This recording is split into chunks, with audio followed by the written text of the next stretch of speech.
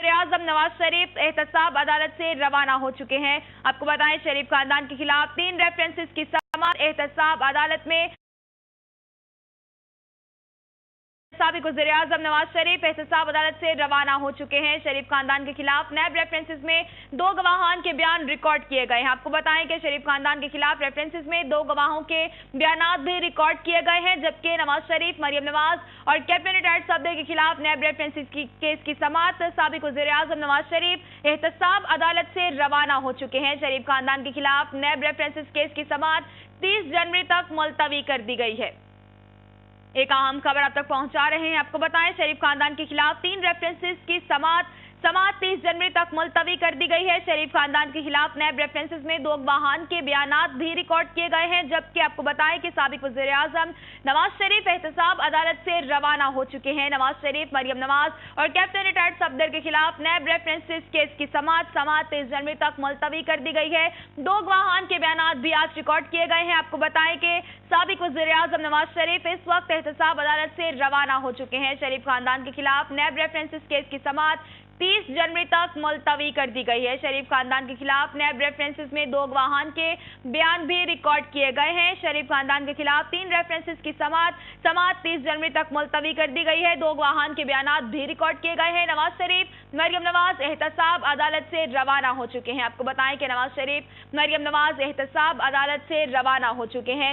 एक अहम खबर अब तक पहुंचा रहे हैं। आपको बताएं, नवाज शरीफ, मरियम नवाज और कैप्टन रिटायर्ड सफदर के खिलाफ नैब रेफरेंसेस केस की समाअत शरीफ खानदान के खिलाफ 3 रेफरेंसेस की समाअत 30 जनवरी तक मुलतवी कर दी गई है। आपको बताएं कि नवाज शरीफ और मरियम नवाज एहतसाब अदालत से रवाना हो चुके हैं। शरीफ खानदान के खिलाफ नैब रेफरेंसेस केस की समाअत 30 जनवरी तक मुलतवी कर दी गई है।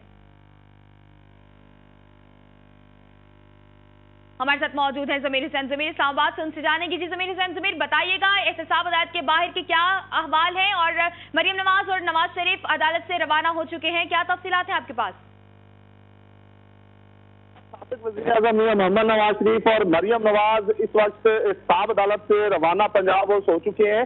और मैं थोड़ी आपको तफसीलात बता दूं कि आज इस केस की बरवक्त कार्रवाई शुरू हुई थी। 3 गवाहों को तलब किया गया था, आफाक अहमद, उज़ैर रेहान और गुलाम मुस्तफा और उज़ैर रेहान का बयान कलमबंद किया जा चुका है। उससे जिरा भी मुकम्मल हुई, जबकि आफाक अहमद का बयान जो है वो रिकॉर्ड नहीं हो सका और थोड़ी देर के लिए बात में वक्फा कर दिया गया और उस वक्फे के साथ ही जो है वो तारीख दे दी गई अगली।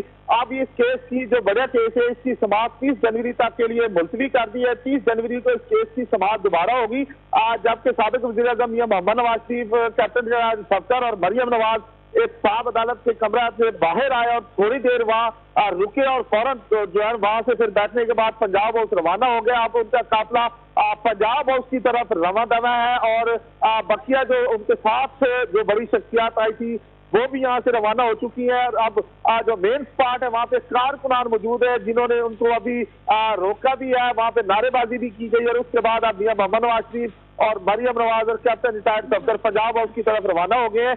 आज इस केस की बड़ी अहम समाअत थी। 3 गवाहों को एहतसाब अदालत के जज ने मोहम्मद बशीर ने बाकायदा तौर पर तलब किया था और एहतसाब अदालत में वो लोग बर वक्त पहुंचे। मियां नवाज शरीफ साहब भी पहुंचे थे।